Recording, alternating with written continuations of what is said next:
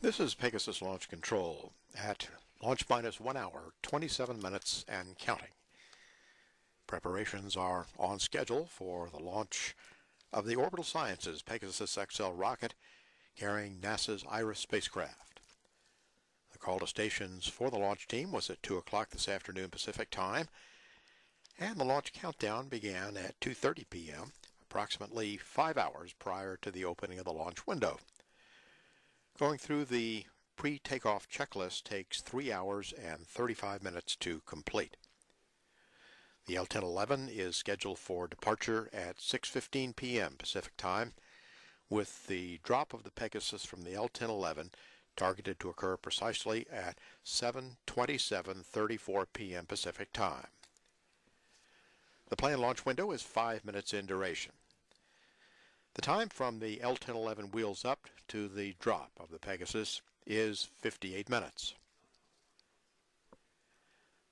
The weather forecast for today continues to call for a 20% chance of not meeting the launch weather criteria, primarily due to cloud constraints.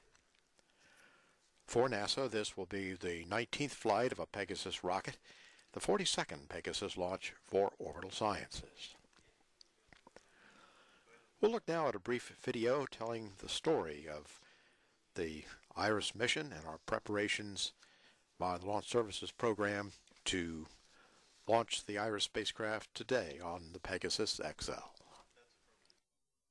Researchers will soon send a 7-foot-tall observatory on a mission to discover some of the secrets behind the largest body in the solar system, the Sun.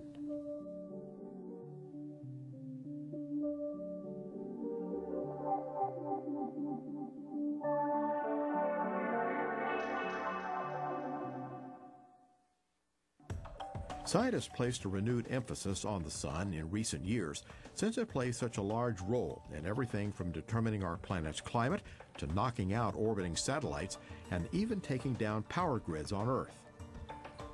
After launching into Earth orbit aboard a winged Pegasus rocket, NASA's IRIS spacecraft, short for Interface Region Imaging Spectrograph, will stare at the Sun with a steady eye, concentrated on the region between the Sun's surface and its blazing atmosphere, or corona. The region is called the chromosphere, and it's here that temperatures rise from 6,000 degrees Fahrenheit on the surface to millions of degrees in the glowing corona. Researchers don't know why that change occurs, but are betting IRIS will tell them. I think that the uniqueness of this mission and why it's important is that the mission is looking at the Sun, our only Sun. We know a lot about the surface of the Sun. Massive temperature changes occur in this region. Why? We don't understand this unique region of the atmosphere of the Sun. IRIS will show the solar chromosphere in more detail than has ever been observed before. My opinion is that we're bound to see something we didn't expect to see.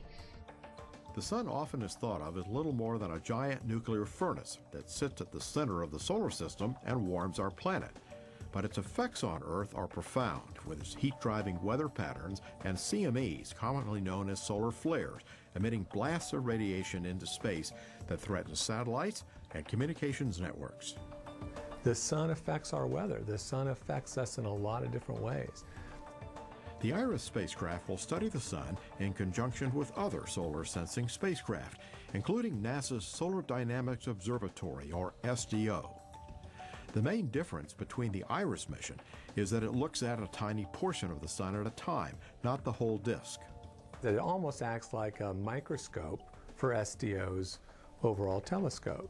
So it's going to look in closely, and it's going to be looking at that specific region to see how the changes in matter and energy occur in this region.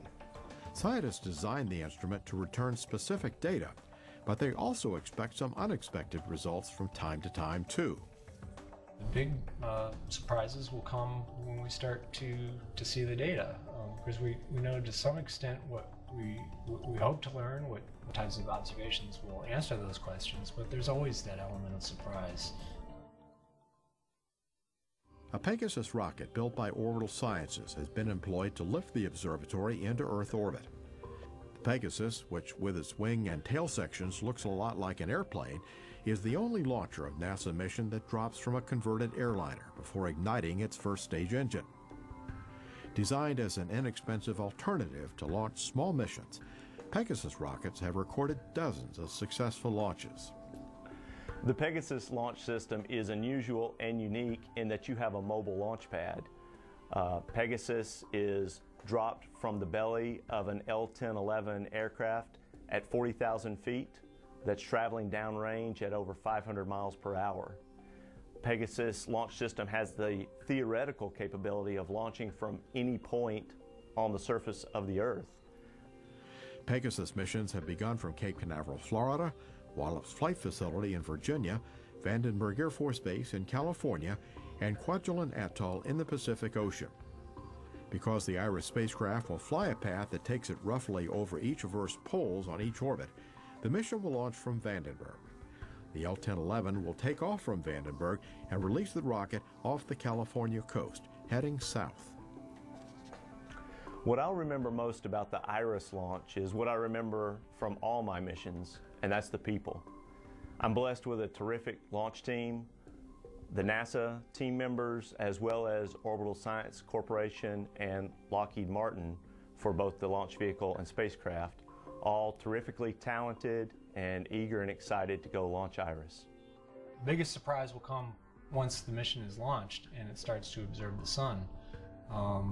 We always try to map out what sort of events we're going to be targeting, what sort of observations we will be making of those events to improve our understanding of the solar atmosphere and space weather. We're always looking for the answers of why the physics of our solar system and our planets work. And everything starts at the root with the sun.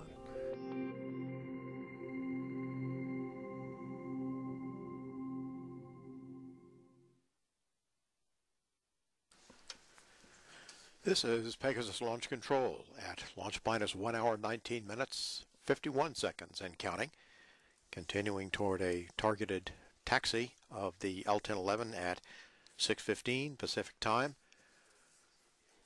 Right now the fairing area is being prepared for that taxi. Here we see the nose and the fairing of the Pegasus rocket and the final disconnection of the system so that we're now ready to taxi to the end of the runway. IRIS is planned as a 2-year NASA Small Explorers solar science mission. Our partners are Lockheed Martin Space Systems, the Smithsonian Astrophysical Observatory, Montana State University, Stanford University, and the NASA Ames Research Center.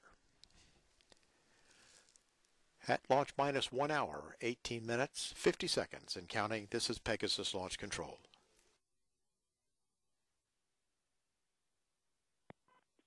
We did that in the briefing, yeah. Okay, roger that. LC vehicle ground up. And vehicle LC, go ahead. Step 111.1, PWP 16020, part 6 complete. LC copies vehicle, and vehicle step 114, report vehicle closeout when vehicle closeout is complete, and report when ready for taxi. LC vehicle, RBF items removed, area clear, PWP 16020 complete, ready for taxi. LC copies vehicle, we'll go ahead and check step 114 complete.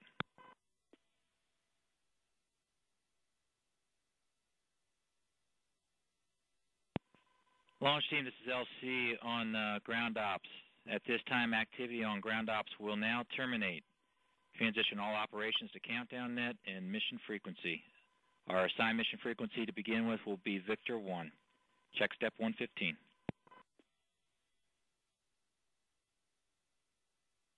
Go, Peg.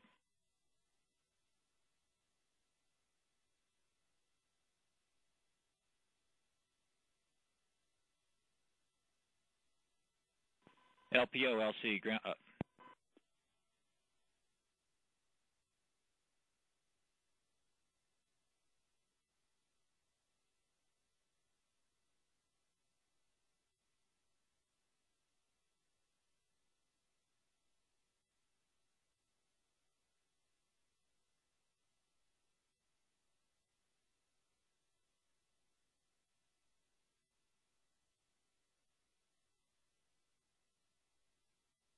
LC, Peg 10, in work.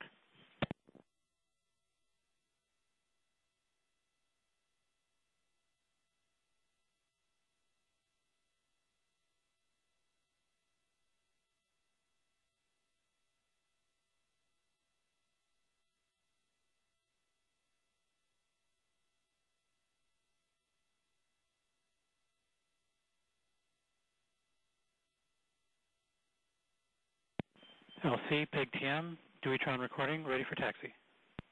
And Peg TM, I copy that. Duitron's recording. You're ready for taxi. Check step 116 complete.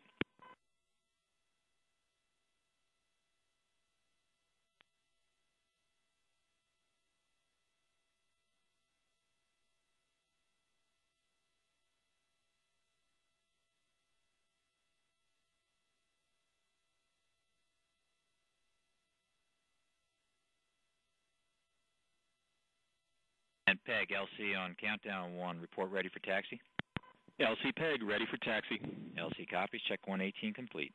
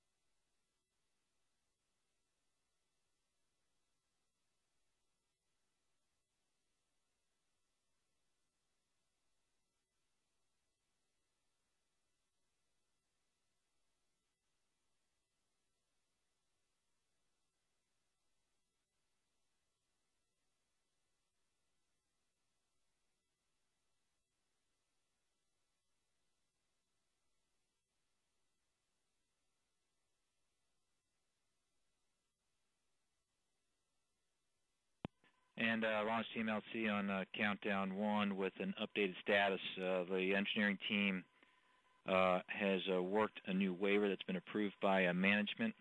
This is actually an update to an existing black line. This is Echo 2, item number 8. This is the fairing air temperature at 0 and 180 degrees. Takeoff criteria is now less than or equal to 25 C for 15 of the last 30 minutes. Again, that's for takeoff criteria. Temperature is now less than or equal, is less than or equal to 25 degrees C for 15 of the last 30 minutes. This is Pegasus Launch Control. Launch minus 1 hour, 12 minutes, 36 seconds and counting. Our L-1011 now taxiing toward the end of the runway. Our Captain Don Walter is talking with our launch conductor Adam Lewis here in the Mission Director Center. He has also been talking with our chase plane pilot Jim Less, and we anticipate seeing the chase plane to depart as well. Just cleared the captain to start engine number 3 on the L-1011.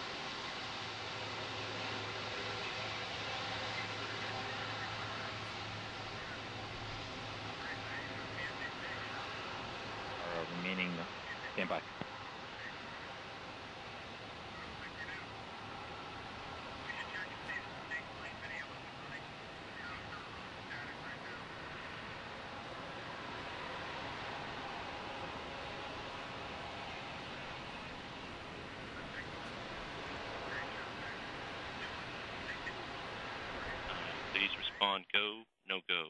NASA CE. NASA CE is go. SMA. SMA is go. SMD. SMD is go. NASA MIM. NASA MIM is go. NAM.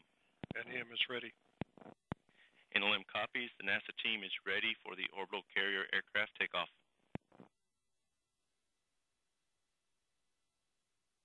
Operation.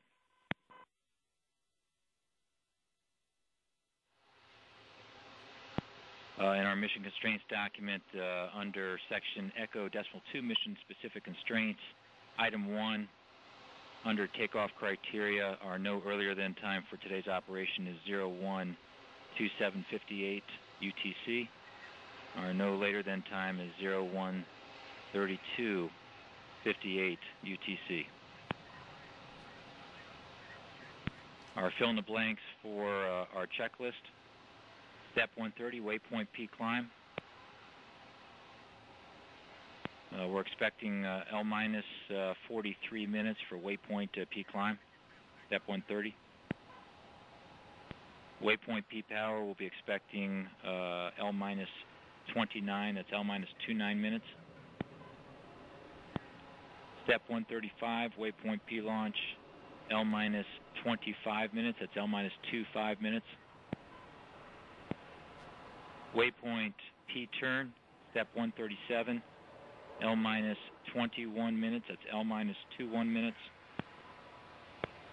And step 138, waypoint P INS, L minus 17 minutes, L minus 17 minutes.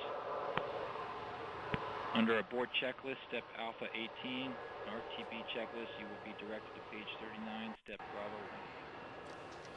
This is Pegasus Launch Control at launch minus 1 hour, 7 minutes, 36 seconds and counting.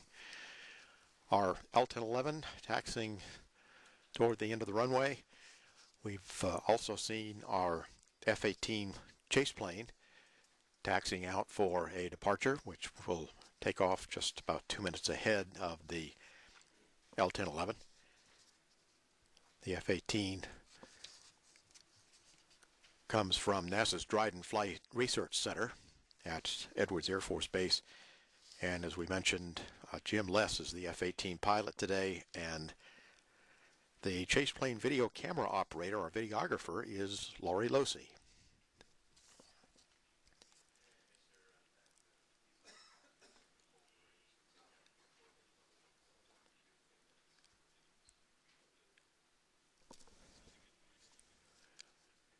And at this time, everything is continuing on schedule for our departure.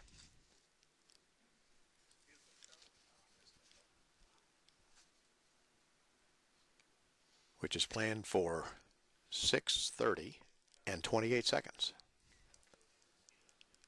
At launch minus 1 hour, 6 minutes, 19 seconds and counting, this is Pegasus Launch Control.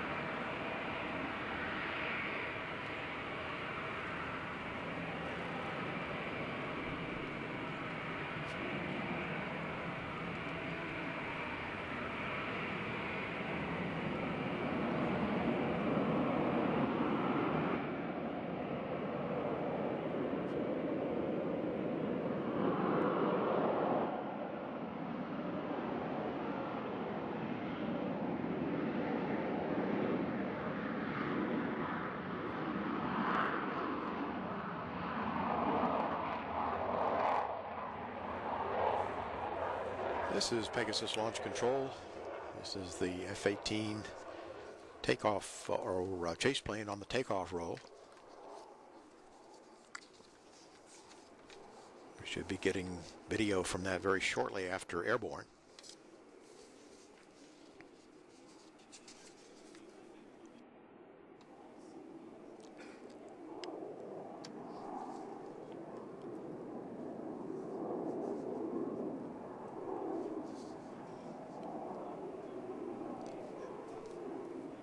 And the chase plane is in the air, so we should be getting some video back to the ground of the L-1011 on the runway very shortly.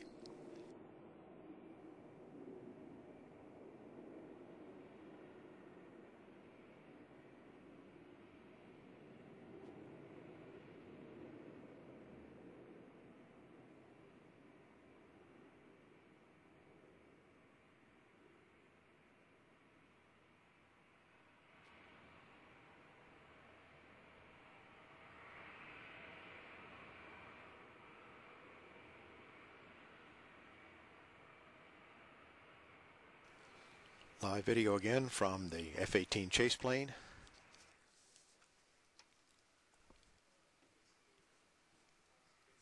Lori Losi from Dryden operating the video camera. Looking back now at the Dryden airfield, or rather the Vandenberg airfield. This plane is based at Dryden Flight Research Center and actually flew over to Vandenberg from Dryden this afternoon.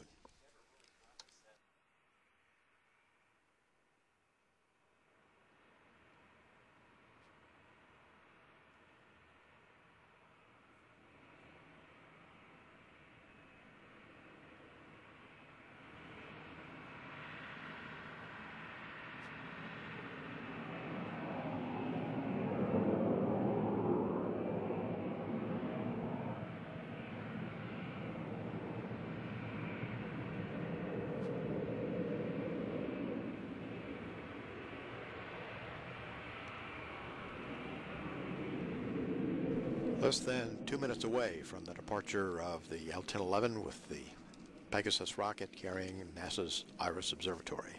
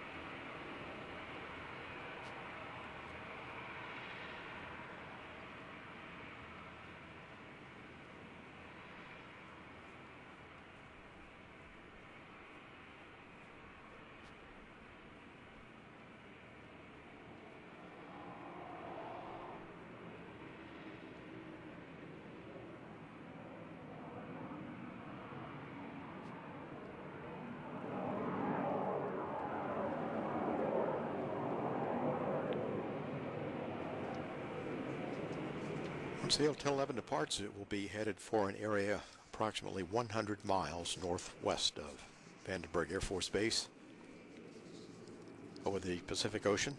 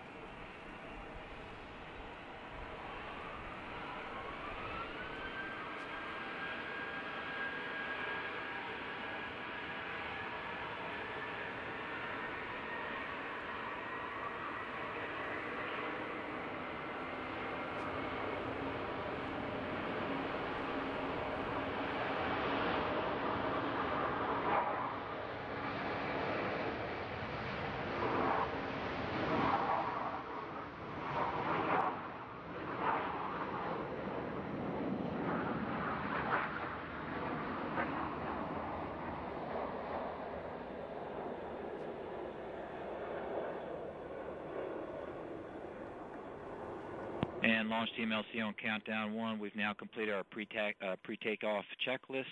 Ready to begin climb cruise.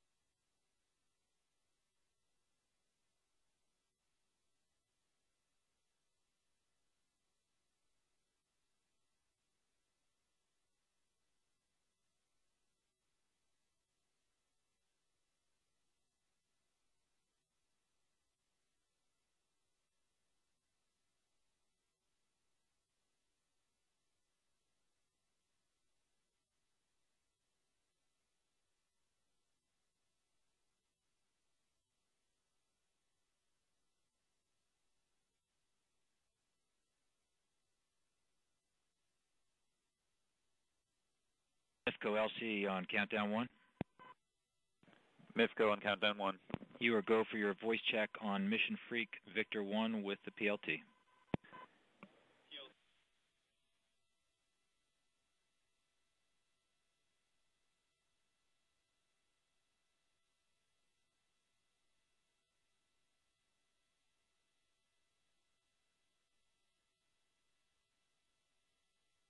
I caught that. Good voice check. We'll go ahead and check step 128 complete. RCOL.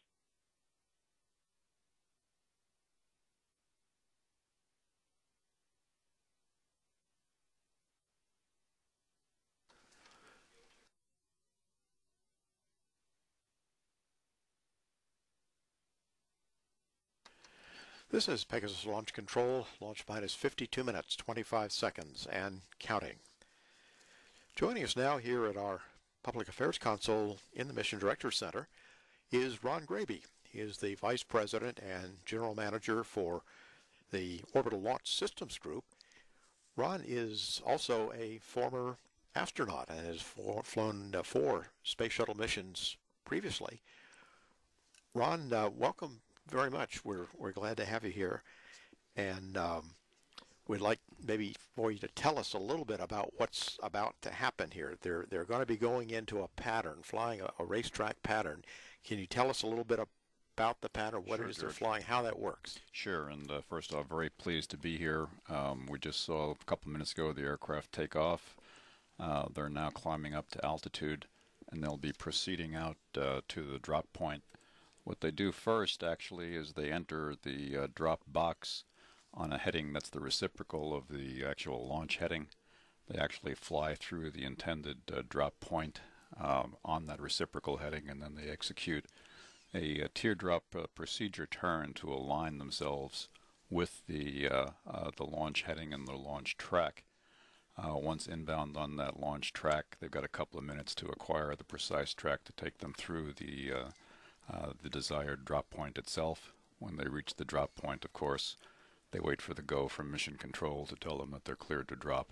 And upon receiving that, they drop the vehicle, and the Pegasus ignites, and 5 seconds later, and it flies away. What are the key things that are happening in the last 4 minutes? That's pretty important, and what's happening that's at that point that's so significant, especially in the last 45 seconds? Well, it's a fairly concentrated period of activity in that last 4 minutes. As I said before, the main task that the pilot is accomplishing is he's aligning the aircraft on the desired drop heading and acquiring the drop track. The LPO in the back of the aircraft is performing some final power transfers to put the vehicle entirely on internal power to free it of aircraft power. And then in the last 45 seconds, the most critical phase of that checklist procedure, they unlock the pins that hold the control surfaces at the rear of the vehicle, and then they execute a fin sweep to ensure that those control surfaces are active and functioning properly. And that's all got to be done there in that last 45-second window and cleared so that they can get the go from mission control to go ahead and proceed with the launch. Ron, tell us, if you would, what are some of the space shuttle orbiters you have flown on? Oh, well, I flew the very first flight of Atlantis, flew the Atlantis a second time, and then got to fly on both Discovery and Endeavour.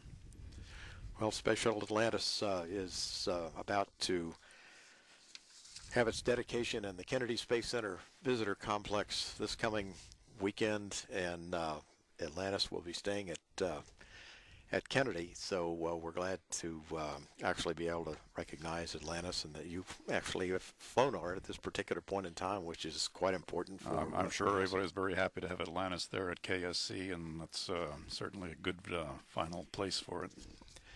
Ron, thank you very much for coming by. George, my pleasure. And we're at 48 minutes, 49 seconds before the launch of the Pegasus rocket with Iris. This is Pegasus Launch Control.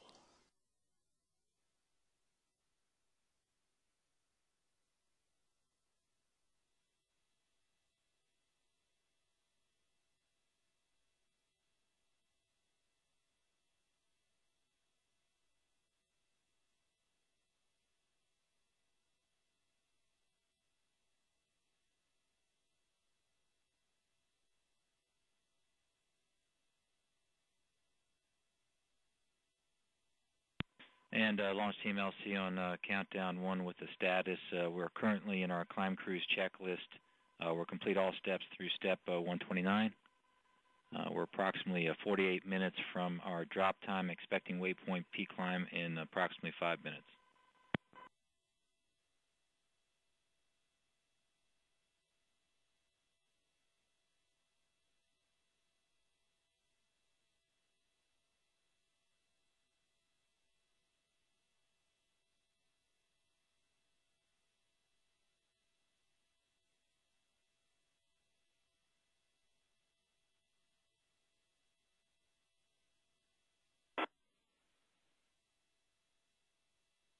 Frontier Orbital 1 on a 123.75, unable 140.4.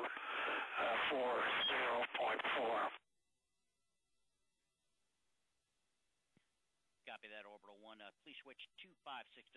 256.0, please.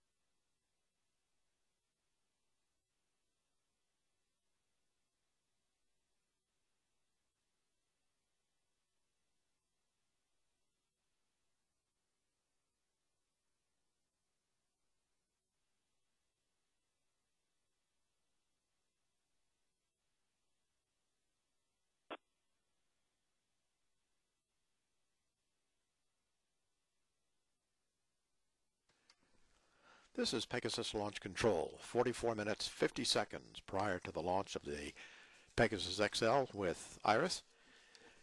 The launch today is being controlled and managed from the NASA Mission Directors Center at Vandenberg Air Force Base in California. The Iris Mission Operations Center is located at the NASA Ames Research Center in Moffett Field, California. Here, members of the team are monitoring the health of their particular system, while others are looking at the complete Iris spacecraft. Also, the command team will be issuing commands to the spacecraft during a designated command pass over one of the ground stations, and also checking the status of various systems. And the Mission Operations Center at NASA Ames will be with us throughout our countdown and into the flight after spacecraft separation. Back now at the Mission Director Center here at Vandenberg Air Force Base, we're joined by Jim Hall. Jim is the mission manager for the Launch Services Program for the Iris spacecraft and has been following it throughout its preparations to fly today on the Pegasus XL, and has worked a lot of the activities associated with the integration of the spacecraft with the Pegasus. So, Jim, welcome, and would like, first of all, perhaps to ask you, when did the Launch Services Program actually start becoming involved with Iris? When was that on our radar screen? Well, George, it was really early on. I was back in June of 2009 when the Small Explorers Program awarded Iris. Our team was immediately, a mission manager was assigned, myself and a small core team. That next July of 2009, we attended a kickoff meeting, and we started to understand some of the spacecraft requirements. So that activity continued on, and we worked with them to understand the requirements for a period of about 6 months or so, and then we got into our Launch Services Task Order process, which is where we go off and award missions off of the NLS contract on the small class. NLS so we went into that. NLS is what? NLS, NASA Launch Services contract. So we went off and did that competition, and on June of 2010, one year later, we awarded Iris. The Orbital Sciences team won the award of that LSTO, and then we got our bigger team together, and from that point forward, we've been all working very closely with the Iris team, and we've gotten to this point. Well, looking at today, about how many personnel altogether are directly involved in our countdown and launch operations today, and what segments are they? Mm-hmm. Oh yeah, we've got over 120 or so NASA and contractor personnel supporting today, and they're all highly trained and have been working hard toward the moment that we're at right now. As I look at the L1011 flying in the air right now, so there's a lot of. I think that also includes our Air Force counterparts, which we've been working very closely with since we got here. They sure have. They've been working very closely, and they've overcome some problems while we've been here. So it's been a really good team effort, and we've had some small challenges, but nothing that we couldn't overcome, and we've gotten to this point. Well, we've got some really explanatory video of what all has happened with the Pegasus and then with Iris in preparation for the launch today. So we'll roll the video, and Jim, you could tell us what we're seeing. Fantastic. Here is the Iris spacecraft being processed in the Lockheed Martin Sunnyvale plant up in California. This is a solar array deployment test that they ran there. As you can see, the Iris is a small spacecraft, and the solar arrays are only about 12 foot across. And the weight of the Iris spacecraft is about 400 pounds. We took it in the truck, and then we trucked it on down to the Vandenberg Air Force Base, and we arrived here at Building 1555. That's where the Pegasus was processing in parallel while Iris was coming on down. This is a view of the Pegasus first stage as we're panning across. Looking on the top section here, Pegasus from the top is the wing of the Pegasus, and towards the back we've got the fins and the nozzle.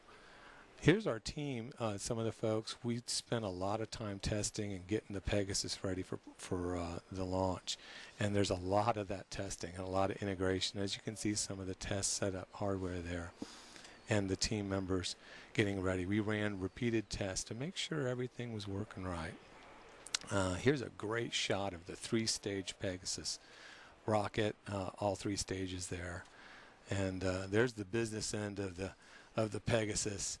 And you can see also the tail, the fins, which on the first stage, they direct the attitude control. In this shot, we're mating the first and second stages, and there's the orbital technicians as they're mating those 2 stages together. This will be the 42nd launch of the Pegasus system, and we've had a lot of success with this. It's been a great rocket for us. This is a nice shot of the enclosure, the clean enclosure that we have. When the spacecraft arrives, we mate that in that clean enclosure.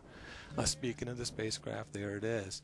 And it just arrived, and that was back on April 19th. We're forklifting it out of the transportation truck there. And look, and you notice it's got lumalloy around it. You know, we've got a contamination-sensitive payload here. So we've got to make sure that it's covered up. And this is the shipping fixture. The team's kind of cleaning up around there, and they're going to prepare to lift the IRIS spacecraft off of that fixture.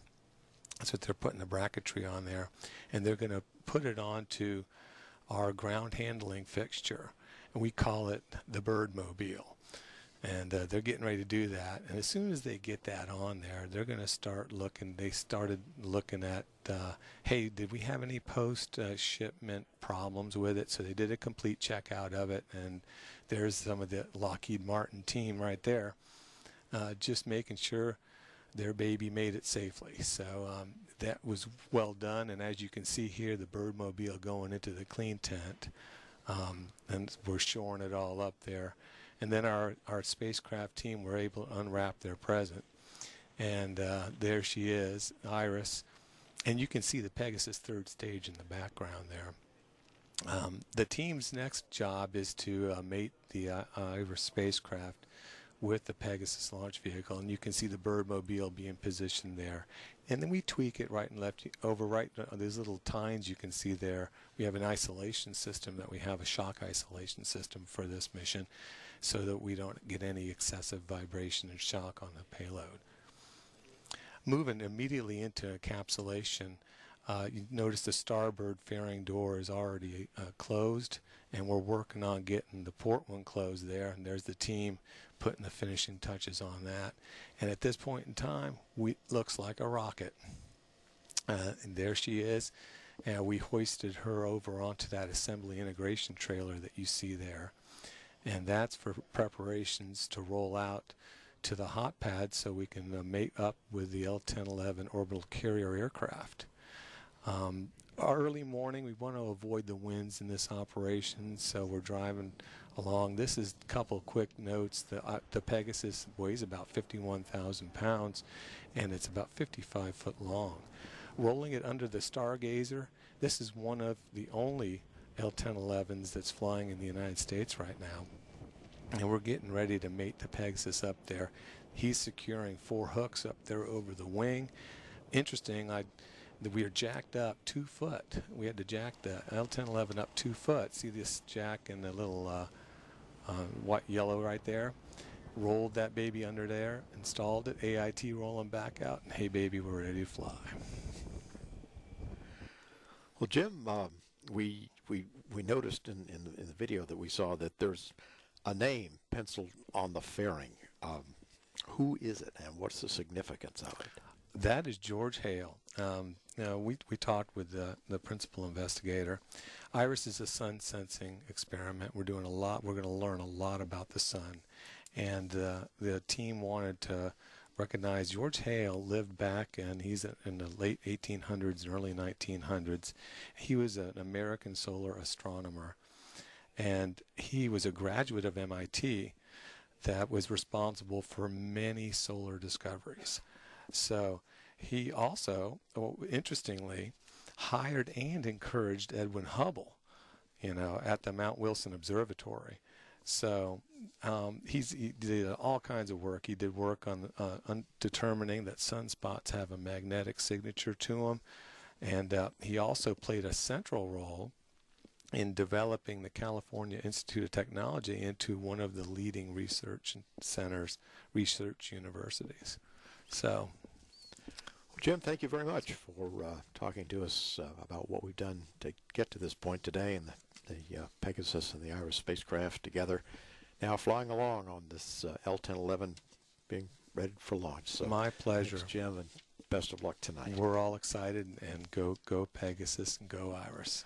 At launch minus 34 minutes, 3 seconds and counting, this is Pegasus Launch Control.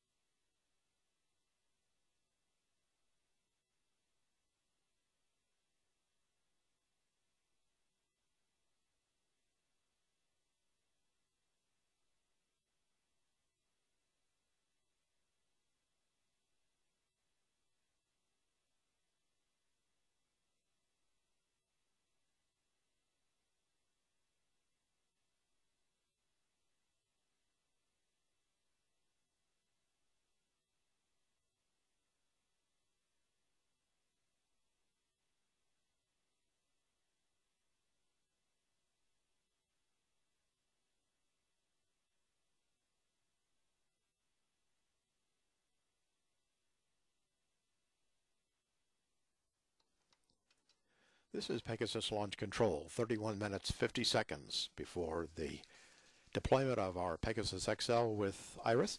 And joining us now here in the Mission Director Center is Jeffrey Newmark. He is the IRIS program scientist from NASA headquarters.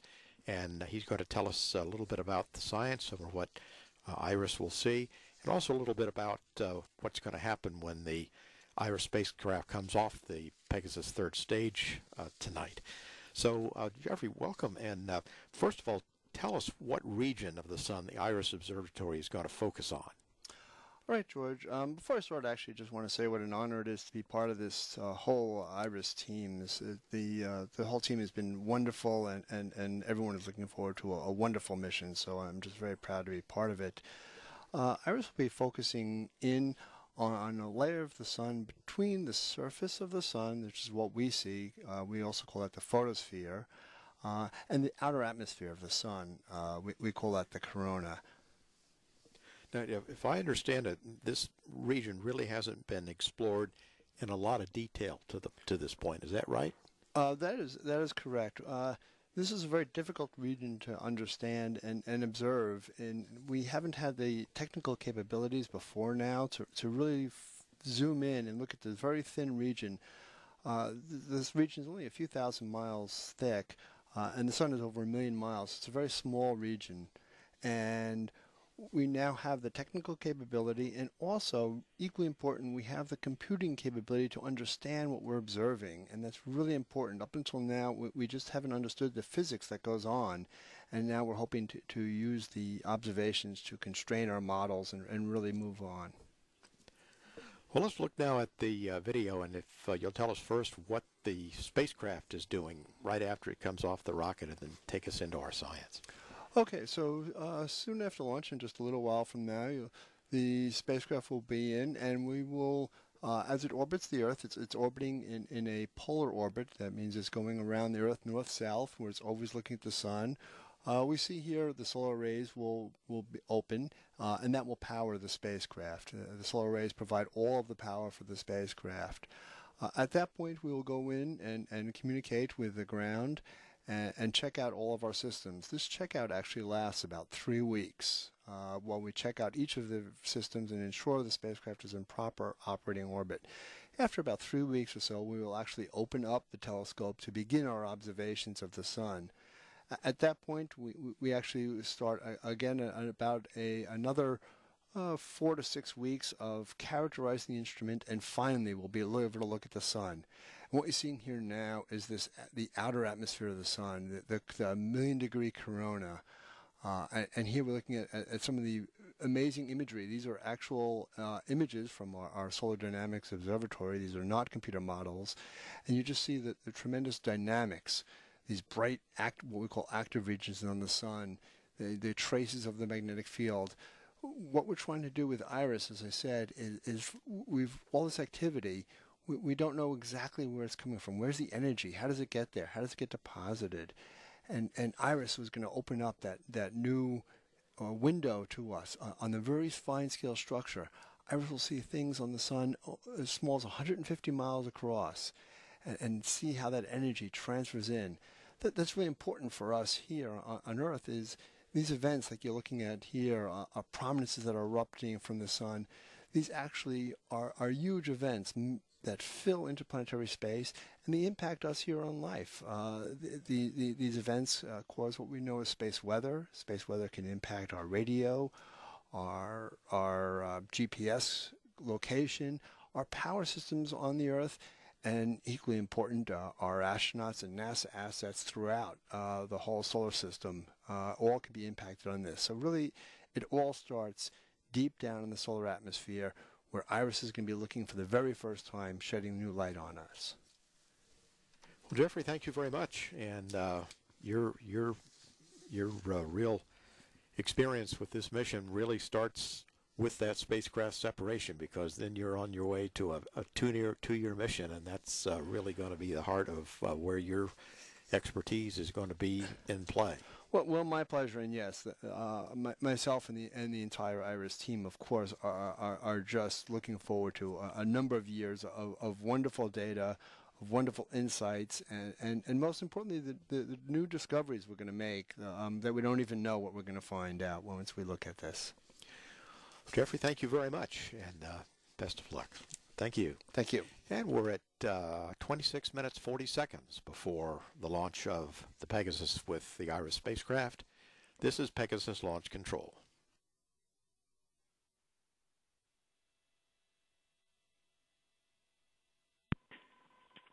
And I copy waypoint P launch. Affirmative, and turbulence smooth. Winds 232/24, and we're in the clear above Broken Cirrus. And I copy that readback PLT. We'll go and check SEP 135 and 136.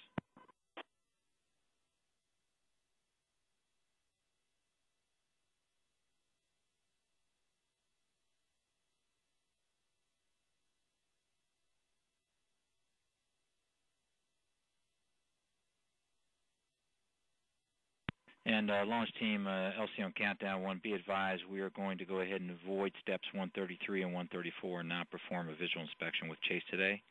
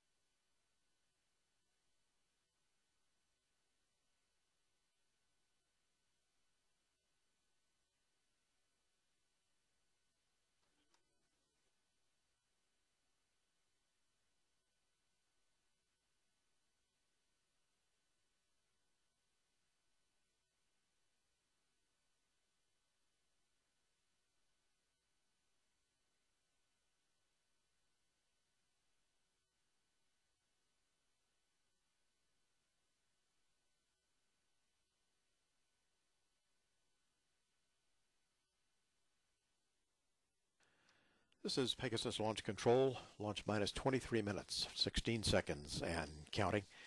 The so-called drop box for which the L-1011 is heading in this racetrack pattern is about 10 miles wide and 40 miles long. At the time of launch, the L-1011 carrier aircraft will be traveling at a speed between 560 and 610 miles an hour at an altitude of 39,000 feet. It's about 7.4 miles above the Pacific Ocean. Once the drop command is given, the Pegasus will free fall for 5 seconds, and then the rocket ignites. The flight will last 13 minutes and 6 seconds, after which the spacecraft separation from the Pegasus occurs, and then the deployment of the solar arrays starts 3 minutes later.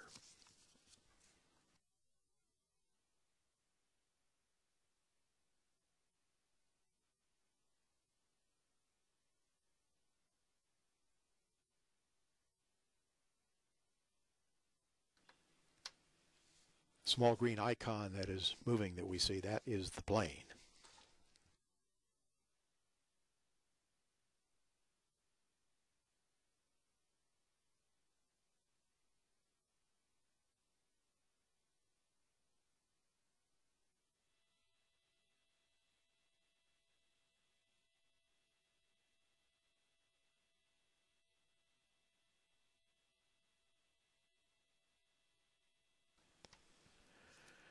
We're in constant communication with the L-1011 as well as watching the Pegasus, and the tracking data and telemetry of the Pegasus flight today is primarily being provided to us by the 30th Space Wing Tracking Station at Vandenberg Air Force Base. It will be furnishing telemetry to our telemetry facilities through about 11 minutes and 5 seconds. Then, in addition to that, a DC-8 telemetry aircraft from NASA's Dryden Flight Research Center is stationed downrange over the Pacific Ocean and will acquire the rocket about 27 seconds after the first stage ignition.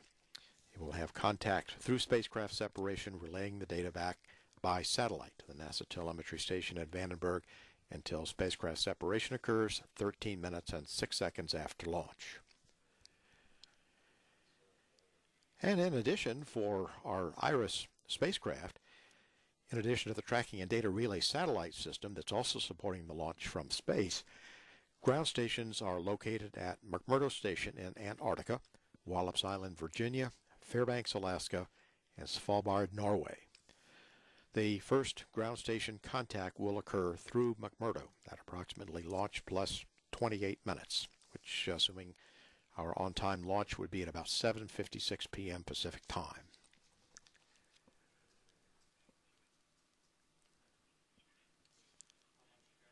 Coming up now on 20 minutes and counting. T-minus 20 minutes and counting.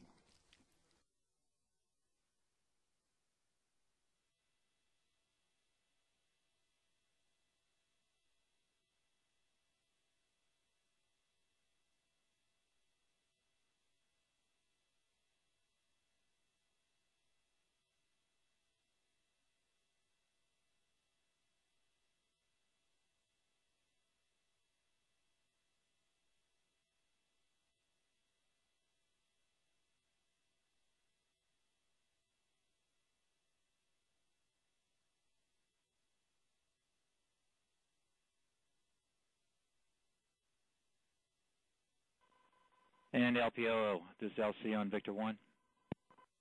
C, LPO, Victor 1, go ahead. Yeah, request from engineering to reset our AACS temp set point to 100 degrees F. How copy? LPO copies. Set AACS set point to 100. Good copy. That should work.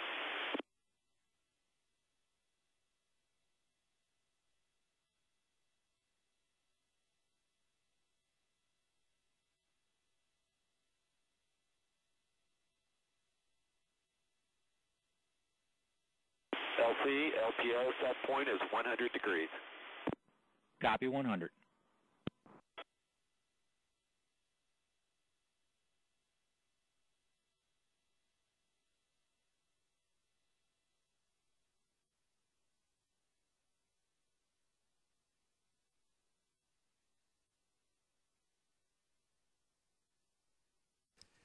This is Pegasus Launch Control, launch minus 18 minutes, 8 seconds, and counting.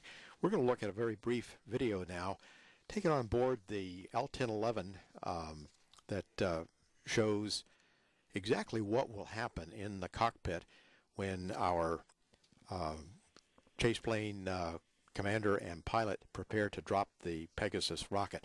Don Walter will be flying the plane, and then the co-pilot, Eb Harris, actually pushes the button that drops the rocket.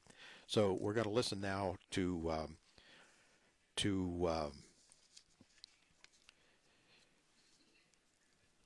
Ed Dunlop, who is part of the Lockheed, or rather the Orbital Sciences aircraft operations, explain something about how that is going to work.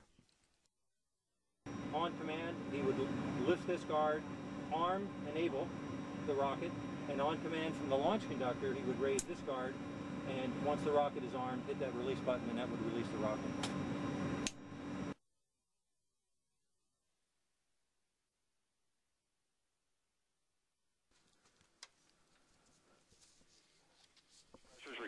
Once again, back to live video of the L-1011 flying over an undercast.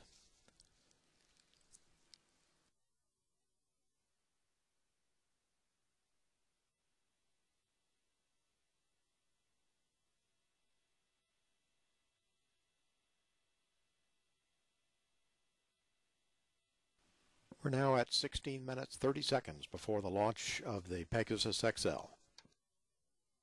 Copy. LPO, check 140. PLT, confirm release arm. PLT, pilot confirms release arm. And I copy that. PLT, check step 141.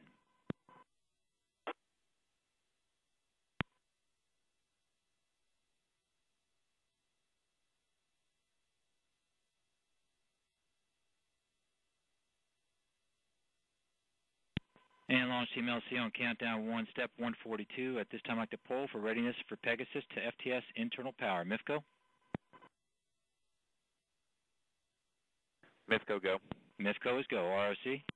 Rock, go. Rock is go. Peg? Peg is go. Peg is go. Launch team is go for FTS to internal power. Check 142.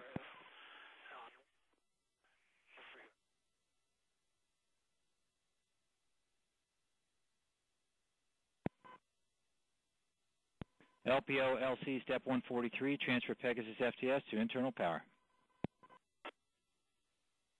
LC, LPO, FTS to internal power on my mark. 3, 2, 1, mark. FTS external power supply is off. Copy, check 143. Go LC, countdown 1, verify FTS on internal power.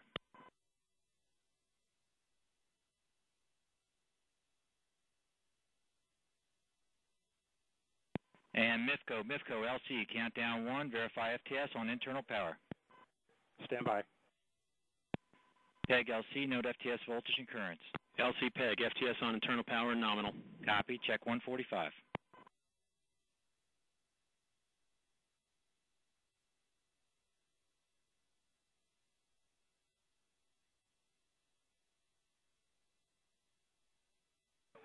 This is MIFCO. We are in internal power.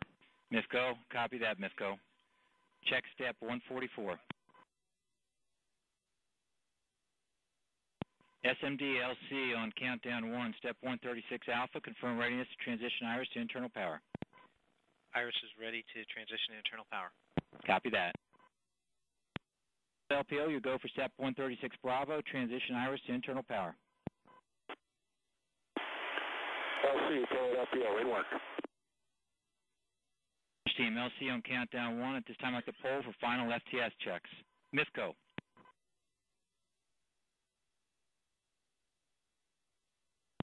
MIFCO, LC, countdown 1. This is MIFCO. Hold for final FTS checks. Okay, we're holding off. Stand by.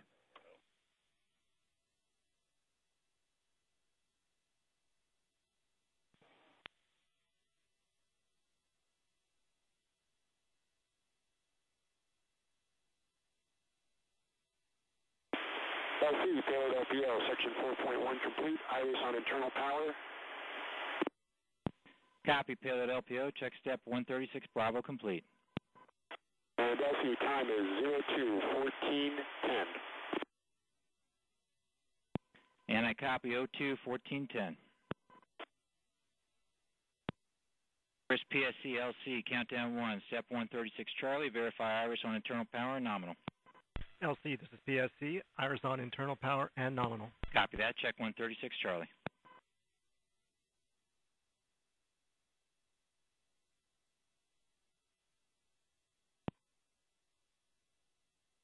And MIFCO LC on countdown 1.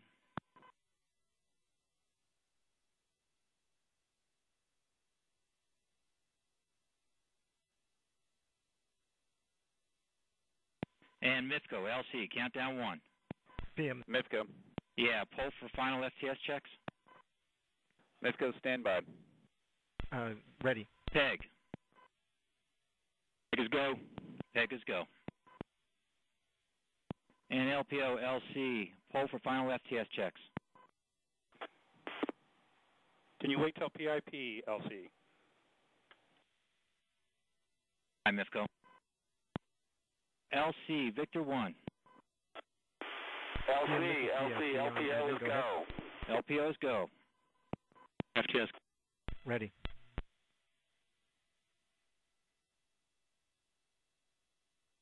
All right, FISPO's ready at step 146. LC, FISPO's ready at 146.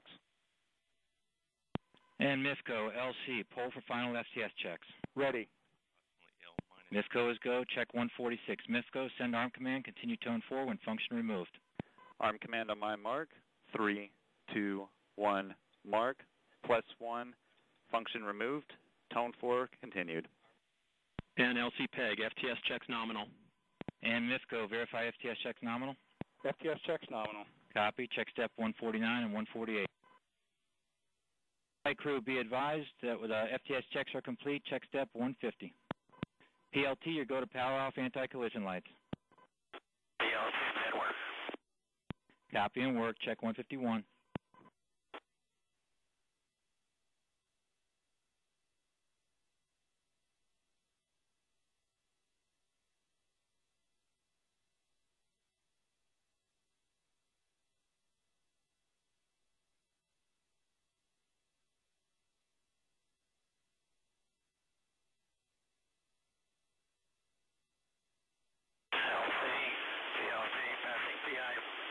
On my mark, 3, 2, 1, mark.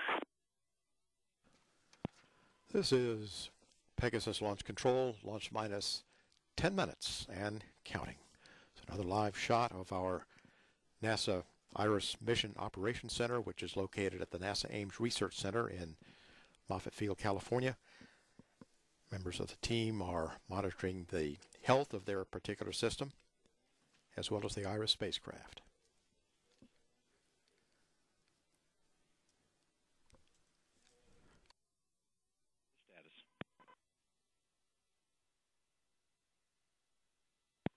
And LWO, LC, countdown 1. Go ahead at NASA CE. Yeah, we want to talk about... LWO, weather is green. Copy, weather green, check 154. PEG LC, report readiness for internal power. PEG is ready for internal power. Orbital list. PEG go, check 155.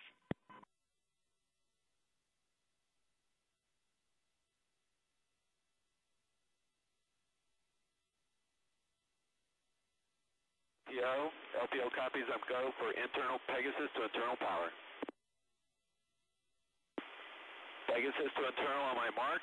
3, 2, 1, mark. External power supply is off.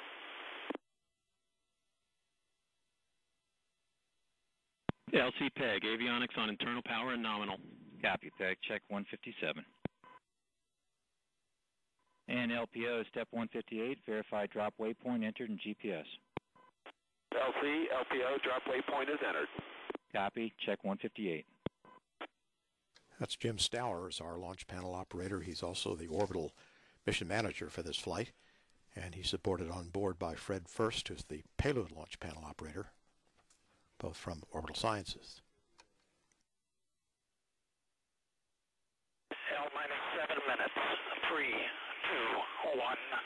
mark.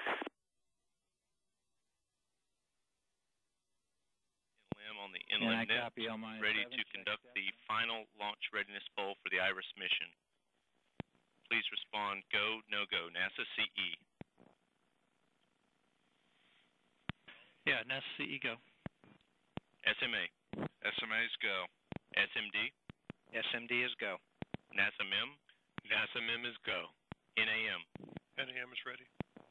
NLM copies. The NASA team is ready for IRIS launch.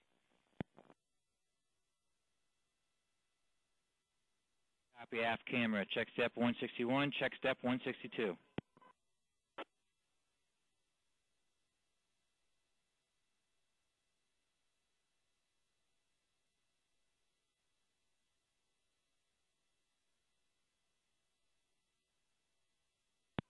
And PLT, this is LC on Victor 1.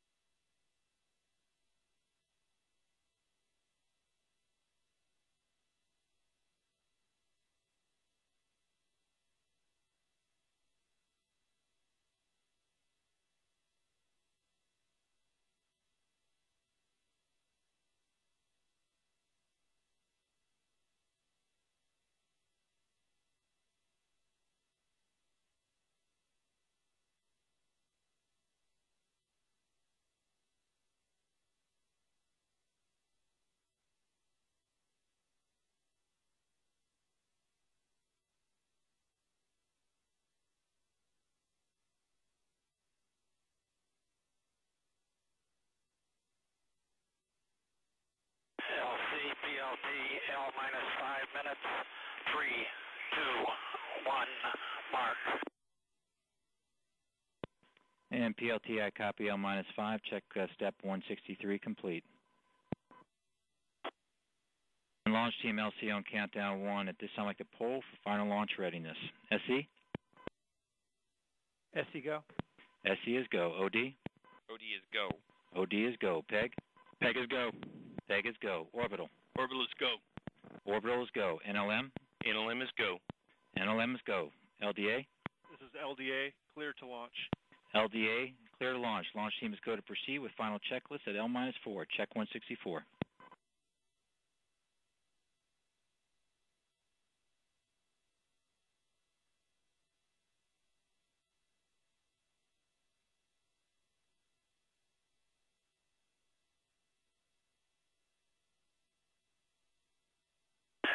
PLT, L minus 4 on my mark. 3, 2, 1, mark.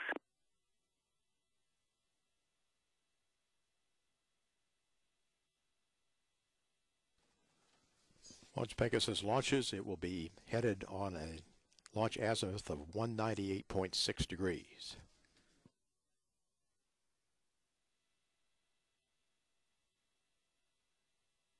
And PLT, I did copy L minus 4.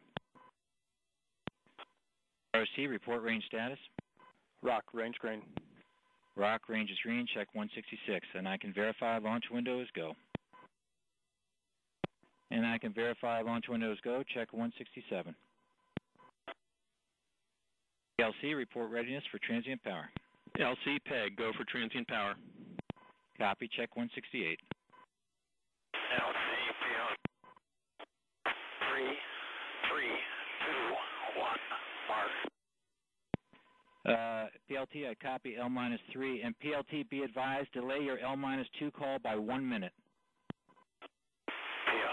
PLT, copy. LPO, LC, step 169, apply transient bus power. Transient power on my mark. 3, 2, 1, mark.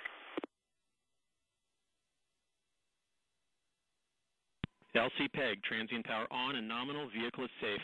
Copy, check 170, and PEG, confirm ready to configure SIGI for flight. LC PEG, ready to configure SIGI for flight. Copy, check 171. That's configuring LC, the step guidance system on the 172, proceed Pegasus. to configure SIGI for flight. LC, LPO, in work. Configure SIGI for flight. 3, 2, 1, mark. Copy, LPO, check 172.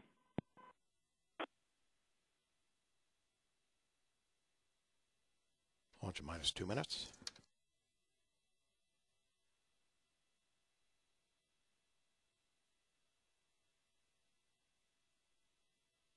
LC PEG, SIGI configured for flight. Copy that, PEG. Check 173.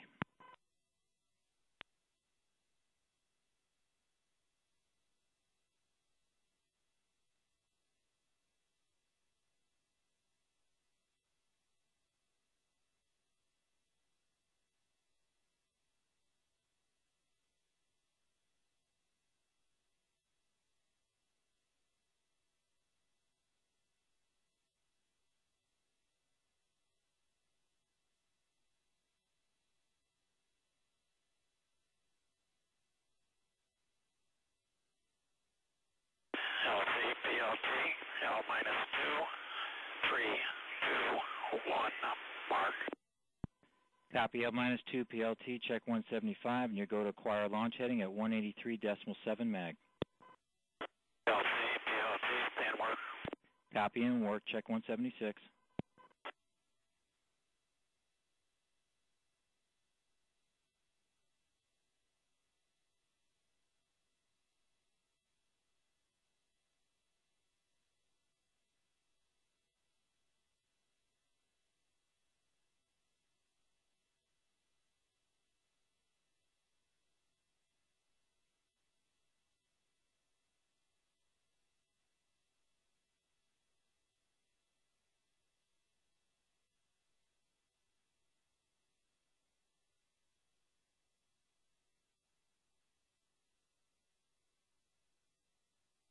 LC, PLT, L minus 1, 3, 2, 1, mark.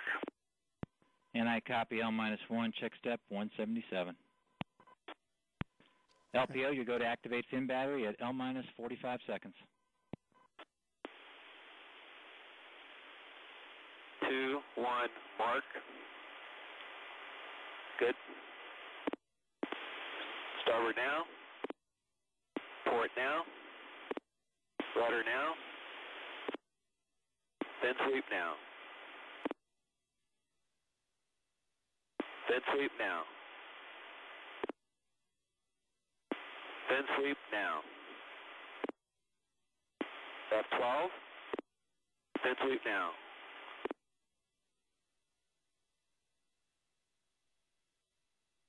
Then sweep now.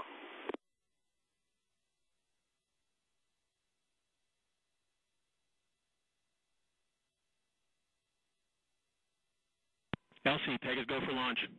LC is go for launch. PLT confirm. Confirm. Stand by for deployment. PLT, drop on my mark. 3, 2, 1, drop. Pegasus away. Pegasus is away. Vehicle is fully armed. And ignition of the Pegasus rocket.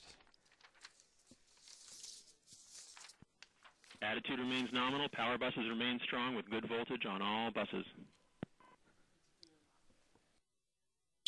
This Pegasus is underway. The actuator system is operating properly. Fins are following commands and controlling the flight of the vehicle.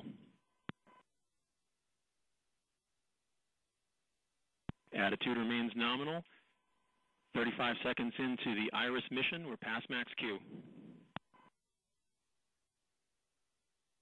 Vehicle power buses remain nominal. Vehicle is flying along the nominal predicted track, indicating good performance. Attitude remains nominal over 50 seconds into the flight. We're now over 100,000 feet in altitude, traveling over 4,000 miles an hour. Power buses remain strong. Approximately 10 seconds to stage 1 burnout. Stage 1 is burned out. Approximately 15 seconds to stage 1 separation and stage 2 ignition.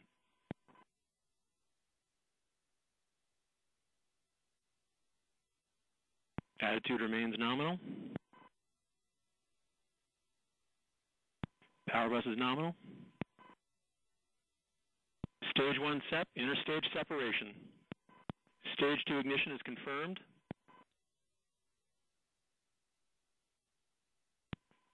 Power buses remain strong, good voltage on all buses. Attitude remains nominal. Vehicle continues to fly along the nominal predicted track. And at this point, we lose our tracking of the chase plane with the chase plane of the Pegasus. We'll be looking for it with ground cameras if available. Stage 2 TVC is operating nominally. The nozzle is following commands and controlling the flight of the vehicle.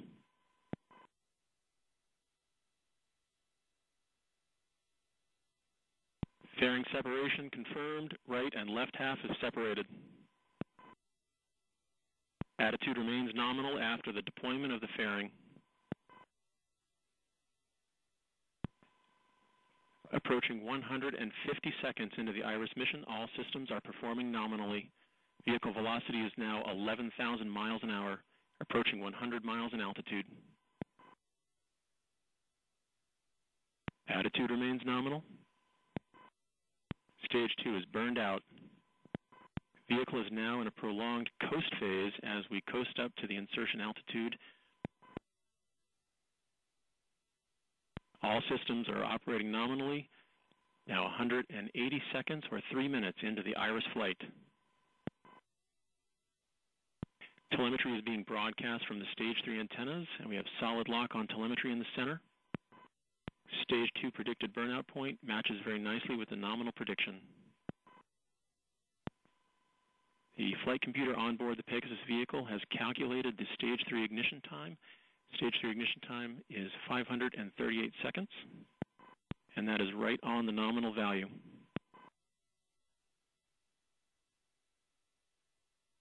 So the coast phase that the vehicle is in will last approximately 5 more minutes as we coast up to an insertion altitude of approximately 328 miles.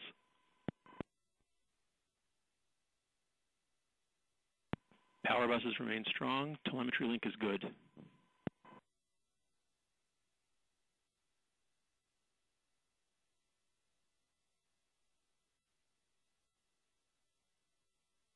Now approximately 240 minutes into the mission. The altitude is over 200 miles.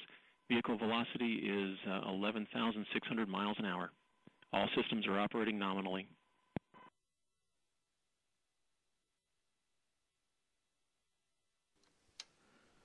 The nominal orbit for the IRIS spacecraft will be 387.5 by 418.7 miles.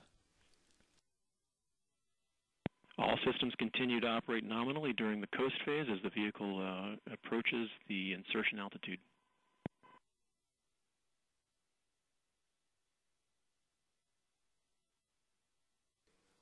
IRIS will orbit the Earth every 97 minutes. We're approaching 300 seconds into the IRIS mission. All systems are operating nominally. The vehicle is over 250 miles in altitude at a speed of over 11,000 miles an hour.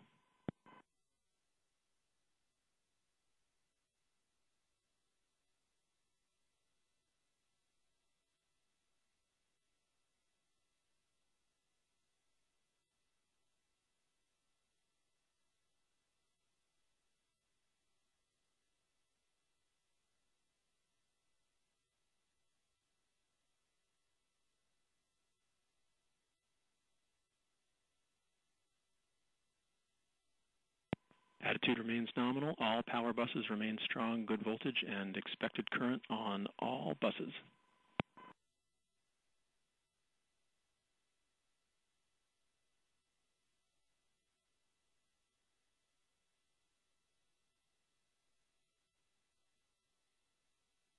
We are approximately 6 minutes into the Pegasus IRIS mission. All systems are operating nominally.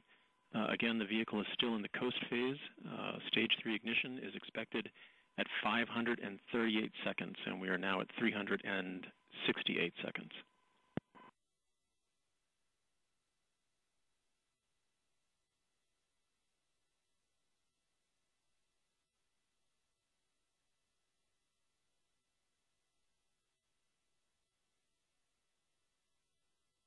Power buses remain nominal. During this coast phase, the vehicle RCS system is being used to maintain vehicle attitude.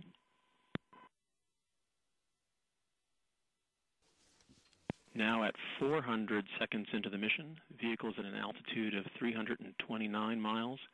Velocity is 10,800 miles an hour. Our actual launch time was 7:27:30, decimal 000.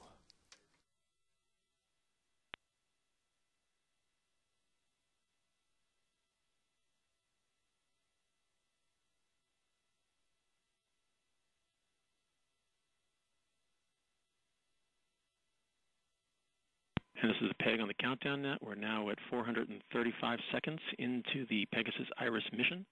All systems continue to perform nominally, a little less than 100 seconds away from stage 3 ignition. That's the voice of Steve Hollow, the flight systems engineer. In approximately 20 seconds, the RCS system will be used to reorient the vehicle in preparation for stage 3 ignition.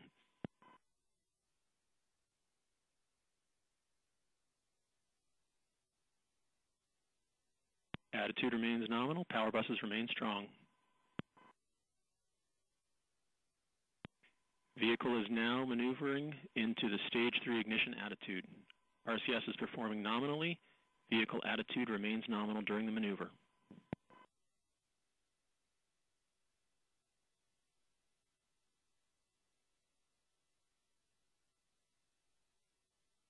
Stage 3 ignition in 30 seconds. Power buses remain strong. Vehicle reorientation maneuver is complete. We are now at the appropriate stage 3 ignition attitude.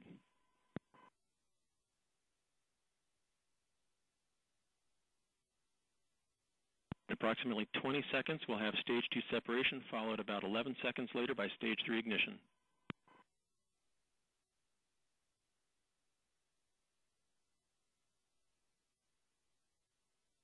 Stage 3 TVC is powered on. Stage 2 separation. 5 seconds to stage 3 ignition.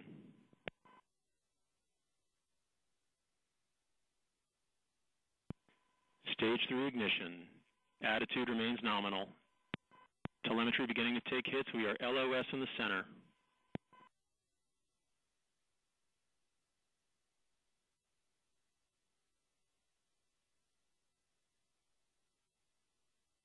And this is Peg on the countdown net. We have LOS in the center. All indications are that the vehicle was operating nominally when we went over the horizon for radio. So stand by for AOS, hopefully by airborne asset.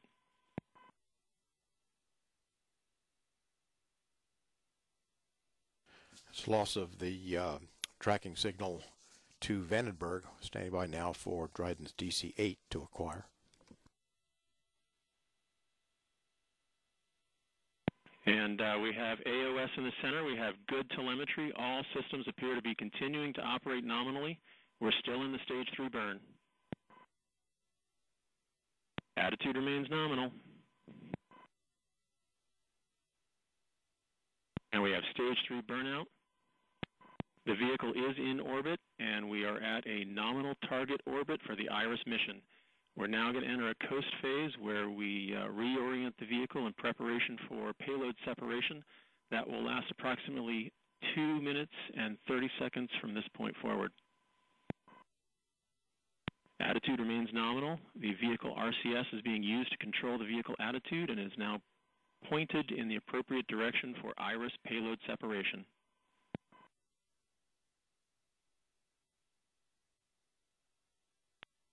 Power buses remain strong, good voltage, and good current on all buses. Yes, on Evan, go ahead. We do. Attitude remains nominal. We're 650 seconds into the mission. Expect payload separation at 786 seconds.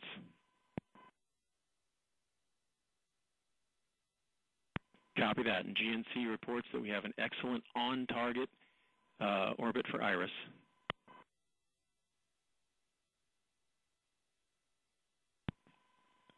This is Peg in the center. We are experiencing some loss of telemetry, which is just due to link margin.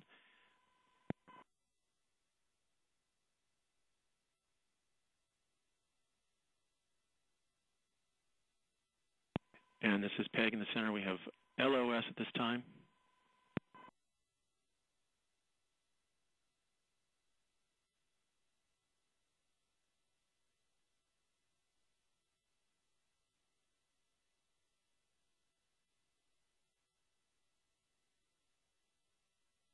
And this is Peg on the countdown net.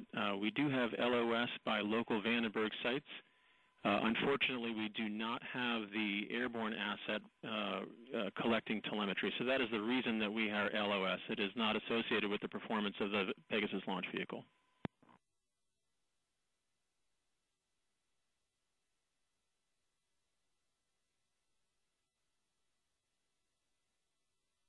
And this is Peg on the countdown now. We still have LOS. The reason for that is that the airborne aircraft that was sent up to receive telemetry downrange did not pick up a signal. It has not been able to track the signal. That was not a problem associated with the Pegasus launch vehicle.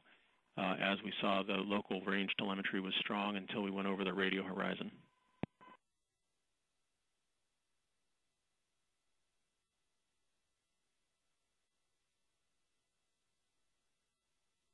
And predicted payload SEP would occur in 12 seconds. And just for note, the UTC of drop was 02-27-46. UTC of drop was 02-27-46.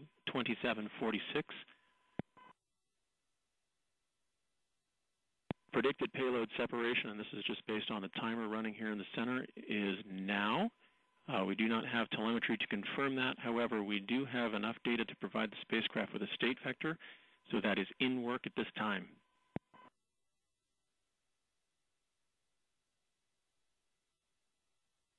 This is Peg on countdown. We'll go ahead and report the orbit that we had at the loss of telemetry. We had an apogee of 669.98 kilometers, which is right on target. We had a perigee of 622.96, again, which is right on target. An inclination of 97.899, again on target. And an ML-tan of 060235, again, right on target. So a great insertion orbit for IRIS. State vector is in work. And an update to our launch time, 727.44.000. 727.44.000. Countdown net. We have a report that IRIS is being tracked by the TDRS relay satellites. Those satellites are reading telemetry from the spacecraft, which is obviously separated successfully from Pegasus, to their ground station. So congratulations, IRIS. This ends the Pegasus mission and begins the IRIS mission to study the sun.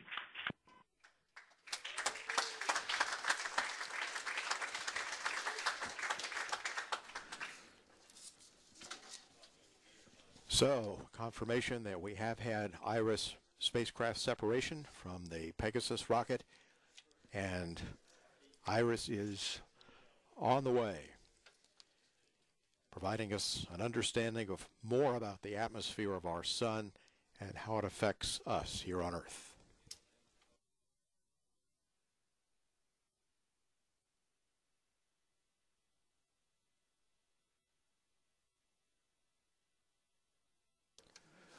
And the L-1011 will now be returning to Vandenberg Air Force Base.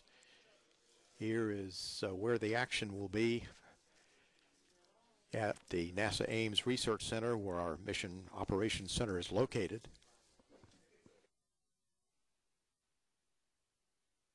We can see the command console there where spacecraft will be commanded. Once ground contact is made, our first have confirmation that the IRIS team has been able to command the spacecraft. That's coming through TDRS. Should have our first ground contract through McMurdo.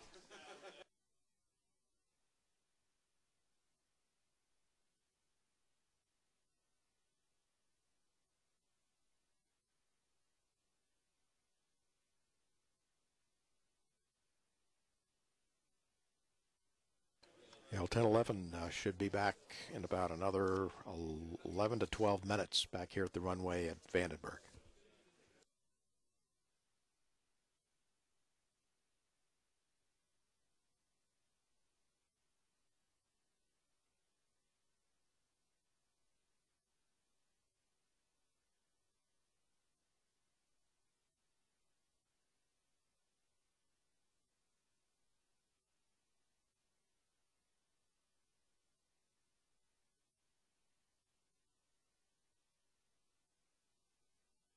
to verify.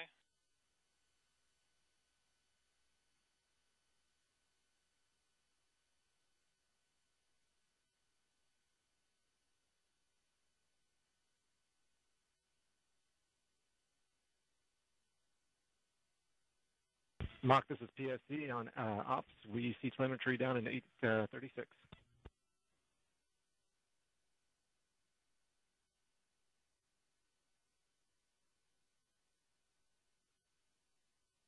ACS confirms all 3 torque rods are functioning.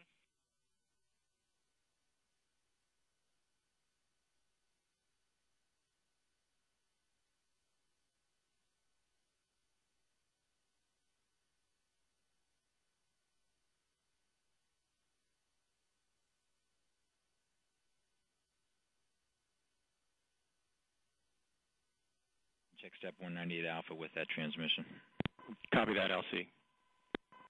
Flight systems. And Pegasus engineering team, be advised that IRIS has good telemetry through TDRS. They've actually commanded the spacecraft at this point, and they are expecting a first ground pass at McMurdo approximately 20 minutes after payload separation. I didn't record them directly, but the verbal transmission where they were right on. It puts us 12 minutes and 30 seconds from now ML10 for the first ground station pass.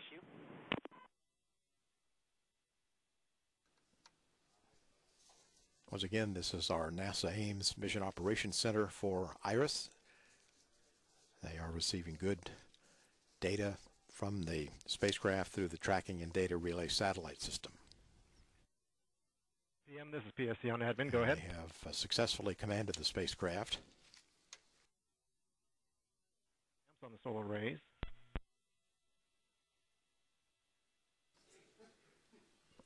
It is power positive. Power. Eventually, when we're dead on, I would expect us to pull a little bit more. We're still drawing a little power out of the current. Out of the battery.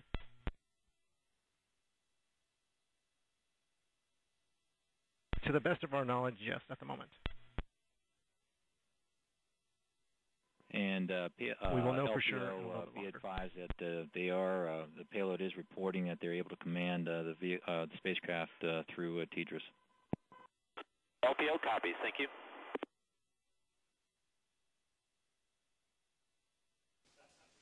And waiting that we have confirmation of the solar array deployment and the power is flowing through the arrays. It's getting power through the batteries at the moment. Go ahead.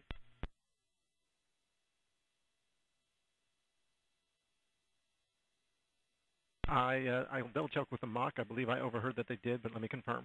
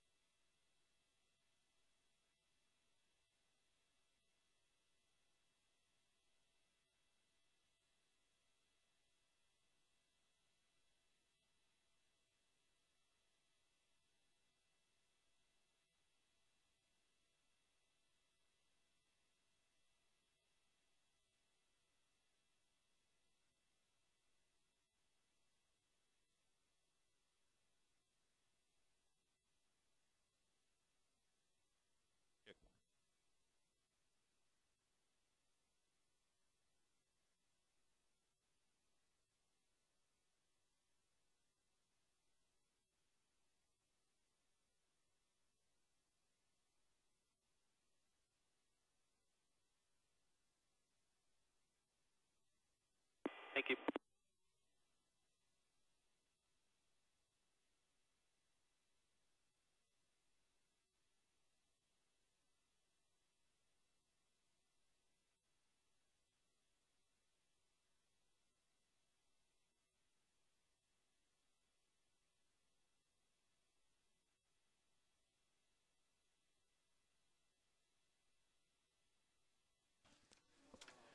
This is Pegasus Launch Control at a mission elapsed time of 21 minutes, 42 seconds into the flight of the IRIS spacecraft.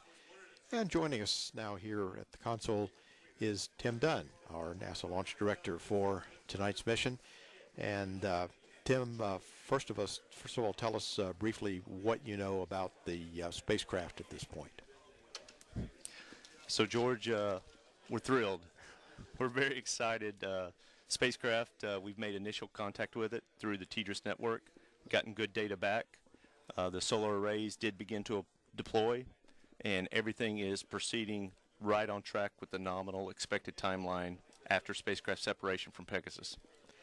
Tell us about the flight. Early on, it seemed to go well, and then it got interesting toward the end in terms of what we were able to learn. So, give us some insight on that. Yeah, it was a thrilling afternoon here at Vandenberg Air Force Base as we watched the L-1011 prepare to take off and head out over the Pacific Ocean, head northwest, make its turn. We had relatively few issues. One minor range asset that's located down at Point Magoo gave us a little bit of trouble, but the range was able to bring that back in and online. We experienced a little bit of a signal issue with our FTS system. You may have heard the AGCs were erratic at times. That was mostly attributable to as we were traveling out and the orientation of the aircraft in relation to the ground assets here at Vandenberg and at the Western Range. Once we made the turn for coming back toward the south, AGCs locked in really well. We were able to do those final FTS checks, no problem. That's the automatic gain control. The automatic gain control on those AGC values, right. So that put us minutes away from launch. One of the critical events that happens with Pegasus is you activate a thermal battery on board Pegasus that is able to move the fins and the rudder on the vehicle. So we made that activation at approximately 45 seconds prior to drop, and then you may have heard the repeated call-outs of fin sweep, and that's not fully unexpected. We don't typically see that in flight, but the procedure does account for it, and we reissued the command numerous times, and I think it was on about the 5th reissuance of that command we did get movement with the fins, and once you get initial movement, you're verified that you're going to be good for flight. So we got through that. That was a very tense moment, as you can imagine, here in the control center. But once we cleared that, we were about 30 seconds away from launch. Had a nominal drop from the L-1011. We had a nominal ignition. First, second, and third stage burns were all very good. You may have heard we did lose downrange telemetry real time. We did have an aircraft in the Pacific Ocean downrange that was scheduled that did pick up the telemetry data from Pegasus. However, due to an onboard issue, they were unable to retransmit that data to us live. We do have that recorded on the aircraft, and we'll be reviewing that when the plane lands and we get those tapes. All right, and I think we're watching for some video of the L-1011 about to touch down back here at Vandenberg. The indication, though, that we had a good flight actually came from the tracking data relay satellite, told us the satellite was, I guess, where it should be, when it should be. We were able to confirm that we had a nominal spacecraft separation from Pegasus. Even though we did not have the downrange telemetry asset, we did have the on-orbit TDRS network of satellites, and they were able to pick up and confirm spacecraft separation and turn on, and then give us that initial indication that all the initial sequence, including solar array deployment, was nominal. Here comes the chase plane. We're not going to cover that. Okay, well, let's put it up. That's our chase plane coming back that provided the video to us of the deployment and the drop. Yeah, I'd like to thank our friends at Dryden for supplying us with that beautiful onboard chase video that we were able to see all afternoon. So if the chase plane's on the ground, the L-1011 won't be far behind. So, Tim, we'd like to thank you very much for giving us a status. It appears that we've had a very successful launch, and at this point it appears that we've also got a happy spacecraft on orbit. We've got a very happy spacecraft on orbit. We've got a thrilled launch team on the ground, And this has just been a great couple of weeks that we've had here at Vandenberg. I would like to thank Colonel Baltz, the 30th Space Wing Commander, and his team provided exceptional support to us. We worked through a couple of difficulties on the range, but only cost us 1 day, and here we are with a successful launch on our backup day, and we're very happy. Would like to give a shout out to Albert Sierra. Albert, I hope you're still watching us from Brevard County. We miss you, and we love you. And Albert Sierra is one of our mission managers at Kennedy Space Center that's key to the launch services program, and has had a setback that we hope will bring him back onto the team here very shortly. Absolutely. So at this point, we're getting ready to show our launch replays, and we're also going to keep an eye out for the L-1011 arriving back here at Vandenberg. And once we get through that, then we'll be wrapping up our broadcast. Right now, we are 27 minutes, 59 seconds into the IRIS mission. This is Pegasus Launch Control.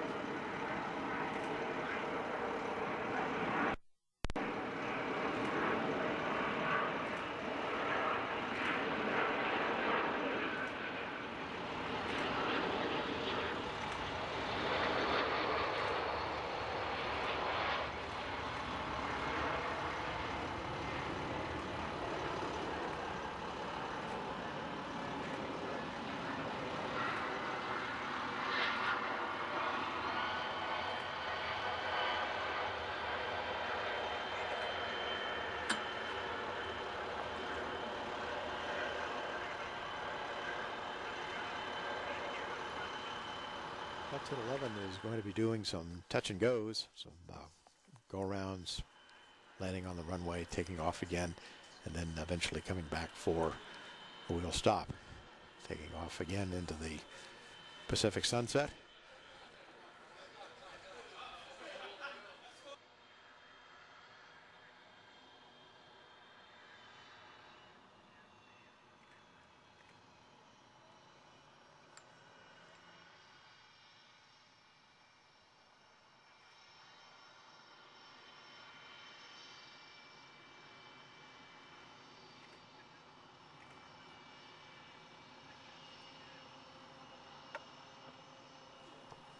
And we'll look now at some replays of the launch of the Pegasus rocket with IRIS.